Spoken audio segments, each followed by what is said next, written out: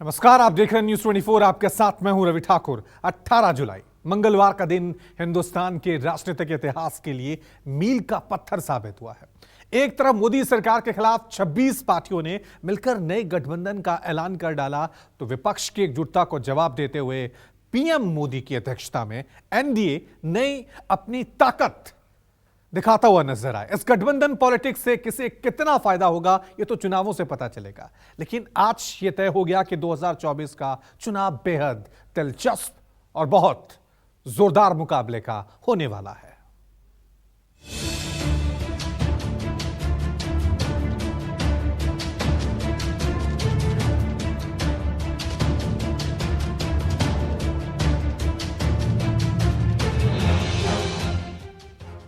दो 2024 का शुरू काउंटडाउन, सत्ता के खिलाफ विपक्षी ऐलान।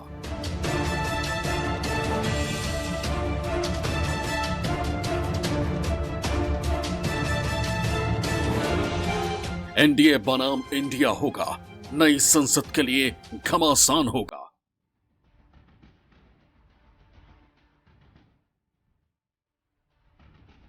मोदी नाम केवलम से बीजेपी को आस, 26 पार्टियों से विपक्ष बनेगा खास।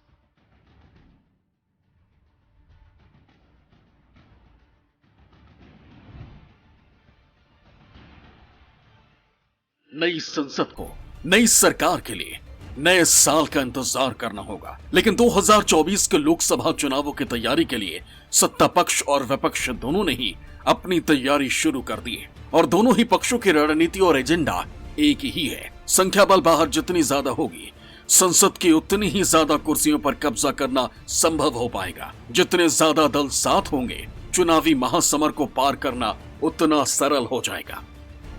विपक्षी एकता की दूसरे दिन की बैठक मंगलवार को बेंगलुरु में हुई। 2024 के आम चुनाव में भारतीय जनता पार्टी को हराने के लिए विपक्ष के 26 दल एक साथ बैठे। चिंतन हुआ, मंथन हुआ, चुनावी समर में कैसे मोदी ब्रिगेड को परास्त किया जाए, इस पर मंथन के लिए अगली बैठक का भी फैसला हुआ। लेकिन बेंगलुरु से विपक्षी एकता को जो नाम निकलकर सामने आया, उसने सरकार के साथ साथ राजनीति के जानकारों को भी हैरान कर दिया। बैठक में विपक्षी दलों के गठबंधन का नाम INDIA यानी इंडिया तय किया गया। इंडिया का फुल फॉर्म है Indian national developmental inclusive alliance. नाम के ऐलान के साथ ही विपक्षी एकता ने आधी जंग जीतने का ऐलान कर दिया। व्यूज और ट्वीट की बाढ़ आ गई। किसी ने कहा team India versus team NDA, तो किसी ने नारा लगाया चक दे इंडिया, तो कहीं से आवाज आई इंडिया विल विन। देश में चुनावी सुगबुगाहट शुरू होते ही नीतीश कुमार ने विपक्षी कुनबे को जोड़ने और बीजेपी से लड़ने की तैयारी शुरू कर दी थी। हालांकि शुरुआत में नीतीश कुमार को विपक्षी दलों के मनभेद और कांग्रेस की अति महत्वाकांक्षा का सामना करना पड़ा, लेकिन अब कांग्रेस को ये बात समझ आ चुकी है कि बगैर गठबंधन के पीएम मोदी की छवि से लड़ना और खुद को राजनीति में बनाए रखना संभव नहीं है। यही वजह है कि बीजेपी से परेशान विपक्षी दलों और नेताओं को एक छत के नीचे आना पड़ा। बेंगलुरु में इकट्ठा हुए 26 दलों ने अपनी एकता को नया नाम देने के साथ साथ कुछ और फैसलों पर भी हामी की मुहर लगाई। बैठक में विपक्षी दलों ने फैसला लिया। सभी विपक्षी दलों ने लोकतंत्र को बचाने के लिए एक साथ आने का फैसला लिया। विपक्ष ने अगली बैठक के लिए मुंबई के नाम पर सहमति जताई है। चुनाव के लिए दिल्ली में सचिवालय स्थापित किए जाने पर सहमति जताई गई। बैठक में 11 सदस्यों की समन्वय समिति के गठन का भी फैसला लिया गया। बैठक के बाद प्रेस कॉन्फ्रेंस करने एक मंच पर इकट्ठा हुए इंडिया के नेताओं ने इस बैठक की अहमियत बताने के साथ साथ मोदी सरकार पर भी जमकर हमला बोला। भाजपा तो देश बेचने का सौदागिरी कर रहा है, लोकतंत्र को खरीदने का सौदागिरी कर रहा है। इसी के लिए आज कोई इंडिपेंडेंट एजेंसी को भी काम नहीं करने देता है। कोई आदमी कोई अपोजिशन को सपोर्ट करते हैं, अपोजिशन स्टेट को, तो नेक्स्ट डे ईडी और सीबीआई और कोई चला जाता है और खाली धमक देता है हम 355 करेगा, हम 356 करेगा। हम लोगों ने आज 420 कर दिया, जिसमें इंडिया जीतेगा, भाजपा हारेगा। भारत जीतेगा, भाजपा हारेगा, इंडिया जीतेगा और हमारा देश जीतेगा। इन्होंने इकोनॉमी बर्बाद कर दी, इन्होंने रेलवे बर्बाद कर दी, सारे एयरपोर्ट बेच दिए, इन्होंने जहाज बेच दिए, आसमान बेच दिया, धरती बेच दी, पाताल बेच दिया, सब कुछ इन्होंने अपने लोगों को बेच दिया। ये 26 पार्टियां हम सब लोग अपने लिए एकत्रित नहीं हुए। हम देश को एक तरफ बचाना है, जिस तरह से पूरे देश के अंदर नफरत फैलाई जा रही है उससे बचाना है, और दूसरी तरफ एक नए भारत का सपना लेके हम सब लोग इकट्ठे हुए हैं। कुछ लोगों को ऐसे लग रहा है कि परिवार के लिए लड़ाई लड़ रहे हैं। हाँ, देश हमारा परिवार है और इस परिवार के लिए हम लड़ रहे हैं। देश ही हमारा परिवार है, तो इस परिवार को हमें बचाना है। और लड़ाई हमारी एक पार्टी के खिलाफ या एक व्यक्ति के खिलाफ नहीं है, लड़ाई हमारी नीति के खिलाफ है, तानाशाही के खिलाफ है। आजादी खतरे में आई है, तो इस आजादी के लिए हम सब इकट्ठा आए हैं और पक्का भरोसा है कि हम कामयाब रहेंगे, हो जाएंगे। और देश की जनता के मन में एक डर है कि अब क्या होगा, तो हम इतना उनको एक एहसास दिलाना चाहते हैं कि विश्वास दिलाना चाहते हैं, डरो मत, हम है। लड़ाई बीजेपी की विचारधारा, उनकी सोच के खिलाफ है। वो देश पर आक्रमण कर रहे हैं, बेरोजगारी फैल रही है, देश का पूरा धन चुने हुए लोगों के हाथ में जा रहा है। यह लड़ाई ऑपोजिशन और बीजेपी के बीच में लड़ाई नहीं है। देश की आवाज को दबाया और कुचला जा रहा है। यह देश की आवाज के लिए लड़ाई है। Indian national developmental inclusive alliance मतलब इंडिया। लड़ाई एनडीए और इंडिया के बीच में है, नरेंद्र मोदी जी और इंडिया के बीच में है, उनकी विचारधारा और इंडिया के बीच में है। हालांकि जब बेंगलुरु में विपक्षी एकता की बैठक खत्म हुई और बारी बैठक के बाद ज्वाइंट प्रेस कॉन्फ्रेंस की थी, तो उससे पहले इस बैठक के सूत्रधार नीतीश कुमार, आरजेडी अध्यक्ष लालू यादव और डिप्टी सीएम तेजस्वी यादव पहले ही निकल गए। नीतीश कुमार के इस तरह बैठक के नतीजों पर कुछ बिना बोले चले जाने से बीजेपी को नीतीश पर हमले का मौका मिल गया। इसे लेकर बिहार के पूर्व डिप्टी सीएम सुशील मोदी ने ट्वीट किया, नीतीश और लालू प्रेस कॉन्फ्रेंस में बिना भाग लिए क्यों निकल गए? कहीं संयोजक नहीं बनाने से नाराज तो नहीं? दूसरी ओर केंद्रीय मंत्री अश्विनी चौबे ने भी ट्वीट करते हुए नीतीश कुमार के पहले निकल जाने पर चुटकी ली। अश्विनी चौबे ने लिखा, सुना है बिहार के महागठबंधन के बड़े बड़े भूपति बेंगलुरु से पहले ही निकल आए। दूल्हा तय नहीं हुआ, फूफा लोग पहले ही नाराज हो रहे हैं। आपको बता दें कि पटना में भी 23 जून को विपक्षी एकता की बैठक के बाद होने वाली प्रेस कॉन्फ्रेंस से पहले दिल्ली के सीएम अरविंद केजरीवाल, तमिलनाडु के सीएम एमके स्टैलिन निकल गए थे, जिसके बाद विपक्षी एकता से दोनों के नाराज होने की खबरें भी सामने आई थी। इन बैठकों का मकसद 2024 के आम चुनावों से पहले मोदी सरकार के खिलाफ विपक्षी दलों को एक मंच पर लाने की कोशिश भर है। नीतीश कुमार पहले ही साफ कर चुके हैं कि इस गठजोड़ में प्रधानमंत्री का चेहरा कौन होगा, इस पर चर्चा नहीं की जाएगी। कांग्रेस अध्यक्ष मल्लिकार्जुन खड़गे ने भी विपक्षी दलों के नेताओं को चिट्ठी लिख बेंगलुरु बैठक में आने का न्योता दिया था, तब साफ कर दिया था कि विपक्षी एकता को लेकर चर्चाओं का जारी रहना बेहद जरूरी है। बेंगलुरु में विपक्ष की महफिल सजी तो दिल्ली में भी मोदी सरकार ने अपने कुनबे को धार देने के लिए महामंथन किया। मंगलवार को ही दिल्ली के अशोका होटल में एनडीए की बड़ी बैठक के जरिए विपक्षी एकता को जवाब देने खुद प्रधानमंत्री नरेंद्र मोदी भी पहुंचे।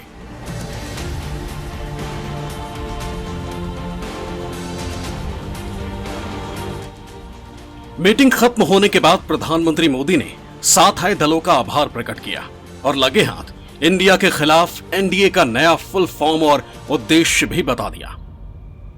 इस महत्वपूर्ण कालखंड में एनडीए की बहुत बड़ी भूमिका है। एक तरह से ये नई ऊर्जा से भरी हुई त्रिशक्ति है।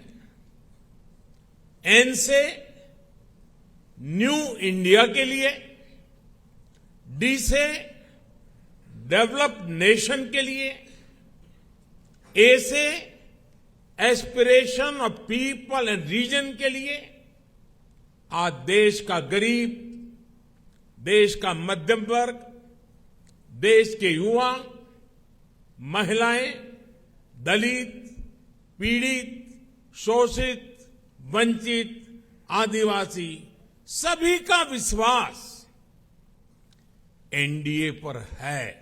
हमारे देश में राजनीतिक गठबंधनों की एक लंबी परंपरा रही है, लेकिन जो भी गठबंधन नेगेटिविटी के साथ बने वे कभी भी सफल नहीं हो पाए। कांग्रेस ने 90 के दशक में देश में अस्थिरता लाने के लिए गठबंधनों का इस्तेमाल किया। कांग्रेस ने सरकारें बनाई, सरकारें बिगाड़ी। एनडीए किसी के विरोध में नहीं बना था। एनडीए किसी को सत्ता से हटाने के लिए नहीं बना था, बल्कि एनडीए का गठन देश में स्थिरता लाने के लिए हुआ था। और जब देश में स्थिर सरकार होती है तो देश वो फैसले करता है जो काल जयी होते हैं, देश की दिशा बदलने वाले होते हैं।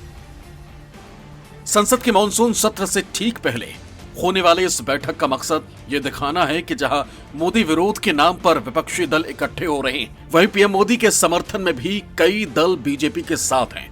तैयारी देखकर यही लगता है कि संख्या बल के हिसाब से एनडीए विपक्ष पर भारी पड़ेगा। बेंगलुरु में विपक्ष की 24 पार्टियां इकट्ठा हुई, तो वहीं अशोका होटल में एनडीए के 38 दल ने अपनी मौजूदगी दर्ज करवाकर विपक्षी एकता को अपनी मजबूती दिखाई।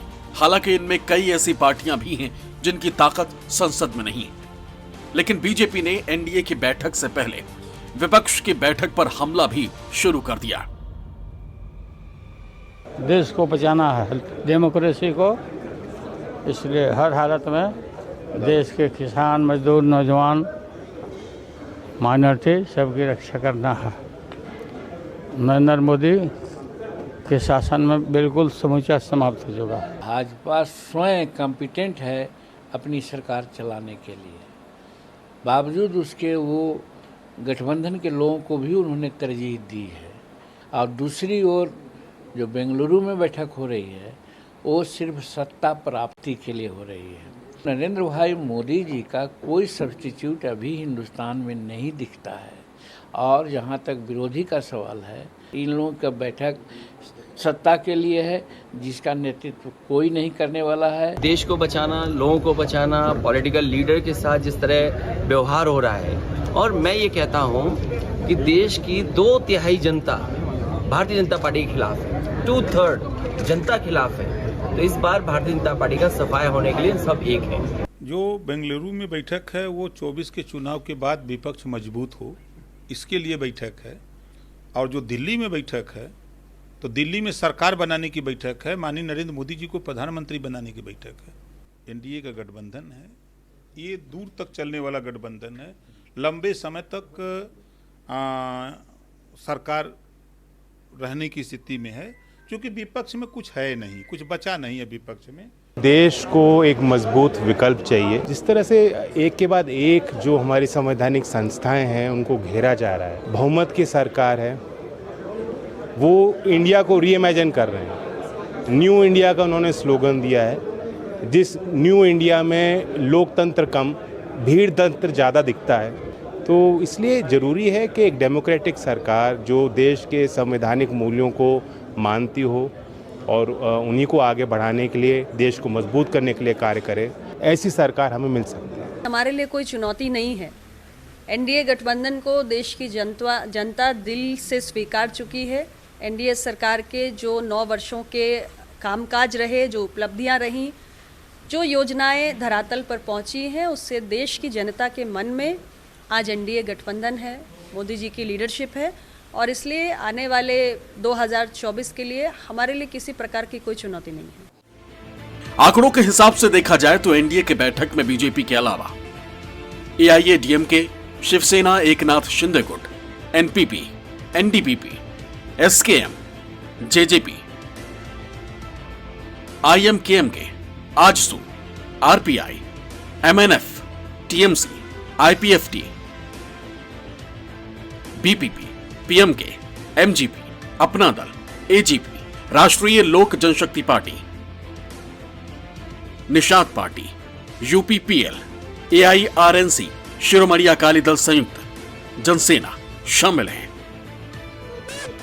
महाराष्ट्र में एनसीपी में उठे तूफान और बिहार में महागठबंधन से जीतन राम मांझी के निकलने के बाद एनडीए का कुनबा और बड़ा हो गया है। कई पार्टियों ने एनडीए का हिस्सा होने का ऐलान कर दिया है, तो कुछ की औपचारिकता बाकी है। NCP, Lok Janshakti party, HAM, RLSP, VIP, SBSP सत्तारूढ़ गठबंधन में नए सदस्य होंगे। ओम प्रकाश राजभर एनडीए में शामिल होने की घोषणा कर चुके हैं, तो चिराग पासवान भी जल्द ही इसके औपचारिक ऐलान भी कर सकते हैं। हालांकि इस गठबंधन में कुछ पार्टियां आपस में भी लड़ रही हैं। चिराग पासवान और उनके चाचा पशुपति कुमार पारस लोकसभा सीट को लेकर अलग अलग बयानबाजी भी कर रहे हैं। ऐसे में सवाल उठ रहे हैं कि 2019 के लोकसभा चुनाव में अपने दम पर बहुमत हासिल कर चुकी बीजेपी को छोटे छोटे दलों की दरकार क्यों है? क्या विपक्षी दलों की एकता बीजेपी को परेशान कर रही? हालांकि बीजेपी को यकीन है कि सिर्फ पीएम मोदी के चेहरे पर ही 2024 की चुनावी नैया पार हो जाएगी। लिहाजा नए साथियों को जोड़ने का मतलब ये कतई नहीं निकाला जाना चाहिए कि मोदी मैजिक कमजोर पड़ गया। लोकसभा चुनावों से पहले देश में कई अहम विधानसभा चुनाव होने और हर पार्टी राज्यों के चुनावों को सत्ता के फाइनल के क्वालिफायर के तौर पर देख रही है।